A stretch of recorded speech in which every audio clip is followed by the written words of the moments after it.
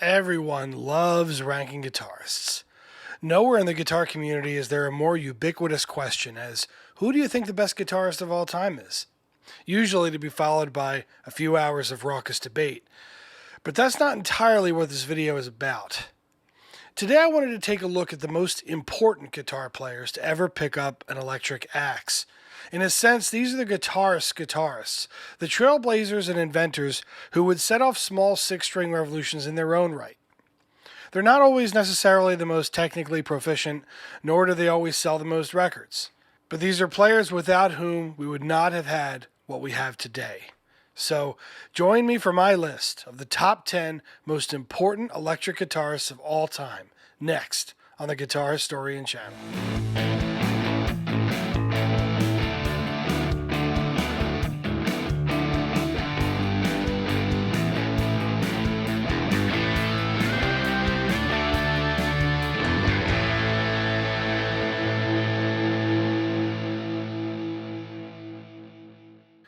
Hi friends, and welcome to another GH Top 10s video on the Guitar Historian channel. Today I thought we'd have a little fun and examine some of the guitarists who, rather than being known necessarily as the best ever, are known more for their influence on those who came after. Some names on this list could translate to a best ever list, while others are more known for their innovation or just their timing upon the scene. But before we get started, remember to subscribe to the channel if you like content like this, and be sure to like the video to let the YouTube algorithm know that you think other music history fans would like content like this. But with that, let's take a look at the most important electric guitarists of all time.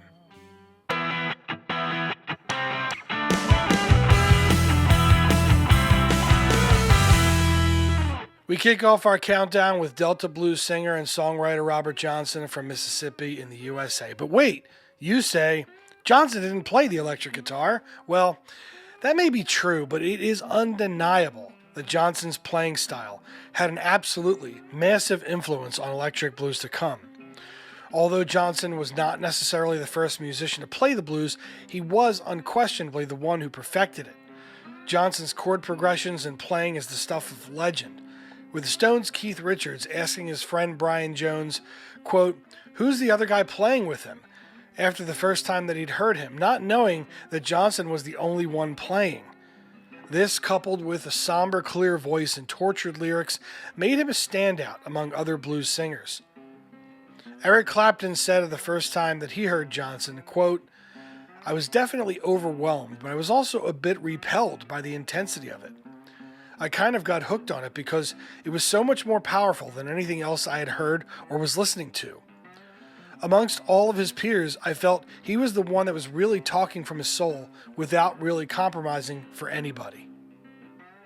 Despite all this, his addition to the list is due to the influence of his guitar playing, both in the lead and rhythm styles, and despite Johnson only having recorded 29 songs in his entire lifetime, the overall structure of blues songs haven't changed at all over the nearly 90 years after his death.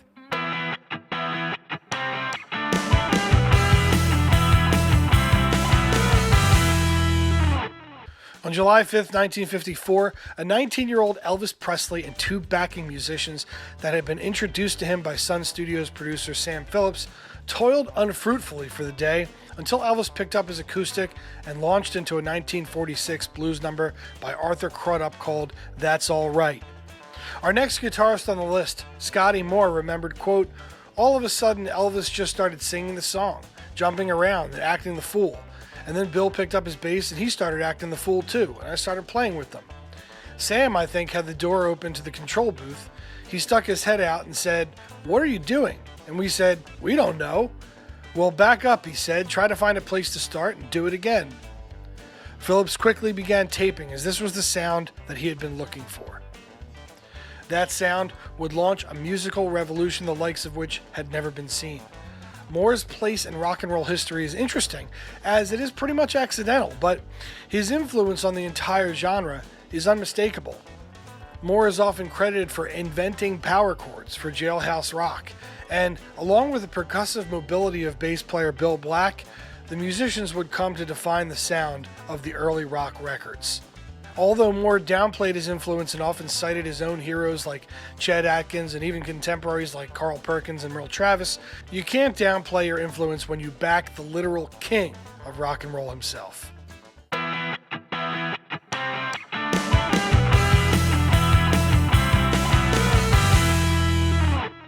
When the first Black Sabbath record was recorded in late 1969, it was recorded in 12 hours over the course of one day on 16 October.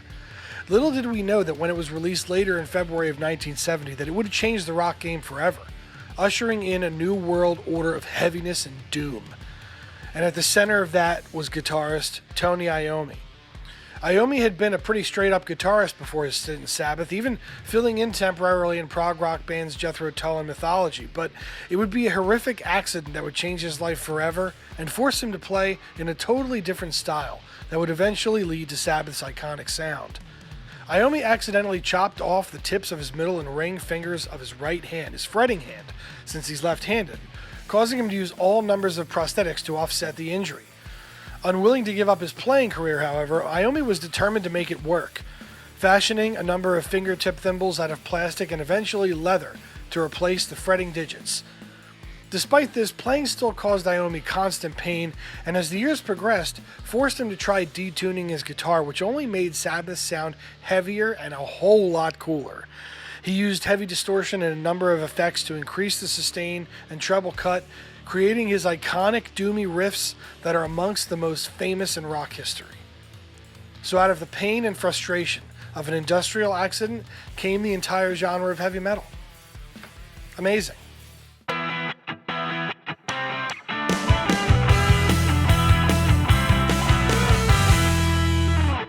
What if I told you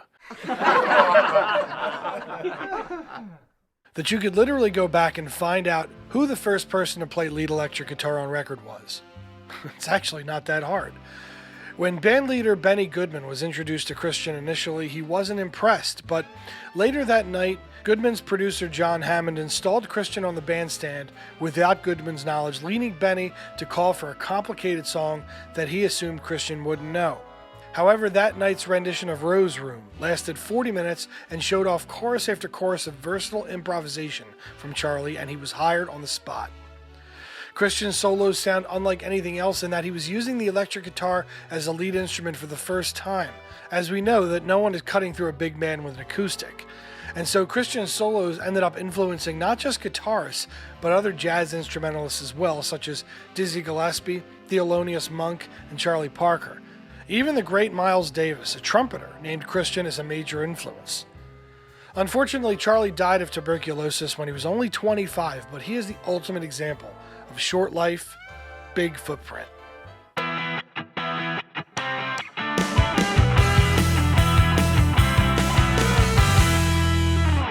Sure, we all know about the Gibson Les Paul model guitar. It's probably one of less than half a dozen guitar models that are instantly recognizable by anyone on the planet, even from those who don't play guitar.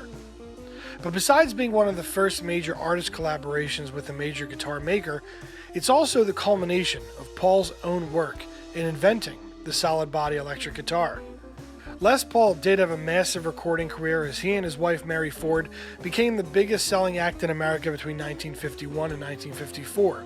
But in addition to being a technically proficient and ridiculously fast-fretted player, Les Paul was also a gifted tinkerer and inventor of some of the most ubiquitous musical innovations that continue to this day. Aside from being a major influencer in the development of the solid body electric guitar, he invented multi-tracking, close miking vocal techniques. He invented loop stations and flanger. He'd actually approached Gibson with his idea for a solid body electric as far back as 1941. But it wasn't until Leo Fender started selling Telecasters in the early 50s that Gibson suddenly decided to take him up on his offer.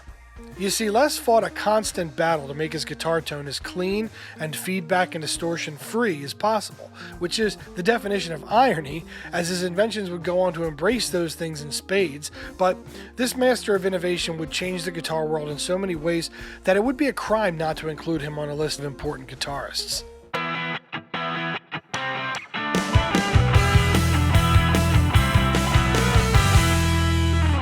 While Robert Johnson may be the father of the blues guitar, B.B. King has to be the father of the modern blues guitar. B.B. King is the guitarist who brought the blues into the electric age. Also one of the hardest working musicians of all time, King played an average of 200 shows per year every year well into his 70s. B.B. employed a more feel-based and authentic approach to lead guitar than many of the other players of his time. Rather than relying on speed and volume, King's bend and vibrato are his bread and butter, and his feel is what drives the song. Rather than feel the need to fill every musical space with notes, King can let the backing band play for a few seconds during his lead runs and wait for the proper moment to present itself. His confidence in his playing allows him to employ a relaxed approach on stage that many of his compatriots would come to envy and copy to mixed success. King's famous guitar Lucille is actually not a single guitar, it's simply a name he gives to whatever guitar he's actually playing at the time. B.B. tells the story of a show in 1949 at a dance hall in Arkansas, which was heated by a barrel of kerosene that was knocked over by a fight. B.B. left his guitar inside in the fray and ran back in to get it, but when he came out, he'd realized how stupid he'd been. When he found out that the fight was over a woman named Lucille, the name was born.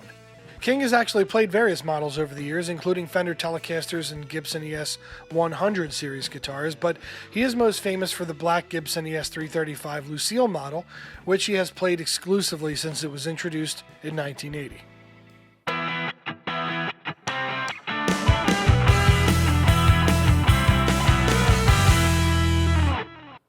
It's hard to overstate the truly massive influence that was wielded over the guitar industry by this megastar of the electric guitar.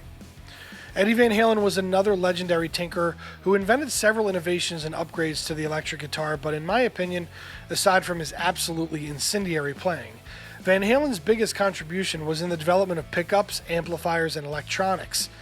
In the early 70s, when Van Halen was still playing bars in small clubs, Eddie fitted a Variac electrical capacitor to his amp, allowing him to lower the voltage and volume of the amp without losing the breakup and distortion that came from pushing the amp tubes to the limit. But no one wants to talk about that. They want to talk about how Van Halen became the biggest band in the world in the late 70s and early 80s, and Eddie went on to influence an entire generation of guitarists in hard rock that simply were trying to keep up with him. Although historically he's not the first to invent tapping for guitar, he's certainly the guy who perfected it and made it his own. And his untimely and unexpected death in 2020 caused an outpouring of love in the guitar community, the likes of which I've never seen. Not just because Eddie was the best we'd ever seen, but also because he was just a sweet, fun-loving guy who truly had a blast doing what he did. And we could all be influenced by that.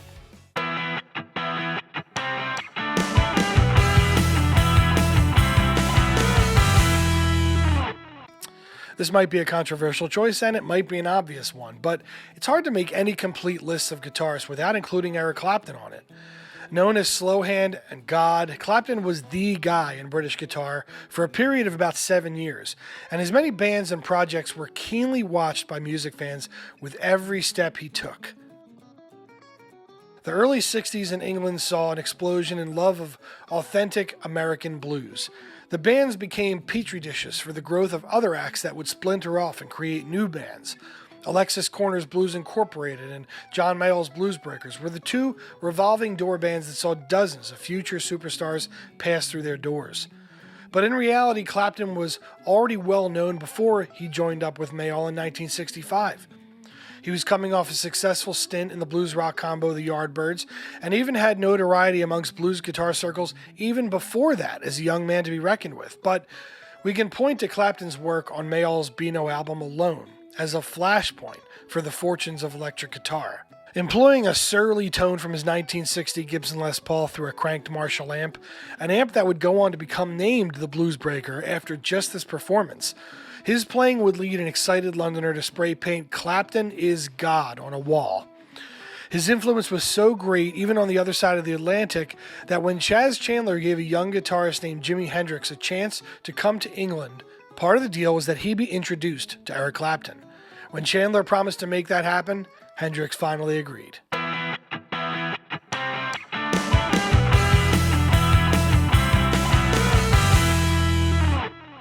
This is another guitarist whose influence is just hard to overstate. Chuck Berry literally invented rock and roll guitar in the way that we know it today. His use of power chords and blues progressions, coupled with blistering distortion on his lead runs, well, it's hard not to see how Berry's playing would go on to cement the rock and roll revolution and amplify it to a whole nother level. In 1955, when Berry moved to Chicago, he met Muddy Waters, who in turn introduced him to Leonard Chess of Chess Records. Berry had assumed Chess would look for a more straight-ahead blues sound, but was surprised when he favored Berry's rocked-up rendition of a song called Ida Red that he called Maybelline. Of course, Chess's ear was correct, and Maybelline went on to sell over 1 million copies and ignite a sound that would become iconically Berry's. Although Chuck borrowed from many influences like Sister Rosetta Tharpe and saxophonist Louis Jordan, it was Chuck's showmanship that put him over the top. Berry was the first person to put the rock and roll attitude into physical manifestation. There was a certain cheeky fun to Berry's performance style with his signature duck walk and dance moves. Both his playing style and performance would go on to break down the barriers that had often made live musical performances stifling, stiff, and rigorous.